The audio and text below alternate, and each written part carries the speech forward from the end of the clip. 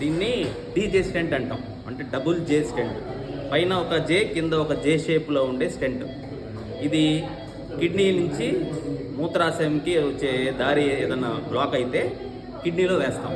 జనరల్గా ఏదైనా ఇన్ఫెక్షన్ వచ్చినా, ఏదైనా రాళ్ళు తయారైనా దారిలో, నెక్స్ట్ ఏదైనా ఆపరేషన్ చేసిన తర్వాత ఆ దారి సరిచేయడానికైనా సరే యూరాలజిస్ట్లో ఈ స్టెంట్ని కిడ్నీలో వేస్తాం.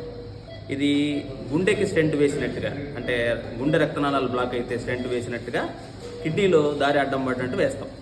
కానీ గుండెలో వేసినట్టుగా దీన్ని పర్మనెంట్గా కిడ్నీలో ఉంచకూడదు.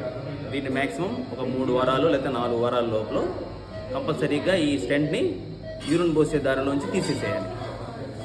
దీన్ని ఒకవేళ తీయకపోతే ఏమవుతుందంటే దీనివల్ల ఇంకా ఇన్ఫెక్షన్ రావచ్చు, లేదంటే రాళ్ళు దీని మీద తయారై మళ్ళీ ఇది స్టెంట్ని తీయడం కోసం మళ్ళీ అవసరమైతే ఇంకొక ఆపరేషన్ చేసి స్టెంట్ తీయాల్సిన అవసరం పడవచ్చు. అందుకని మర్చిపోకుండా స్టెంట్ కనుక వేస్తే ఒక 1 మంత్ లోపల మీరు కంపల్సరీగా యూరాలజిస్ట్ని కలవాలి స్టెంట్ తీయించుకోవడానికి.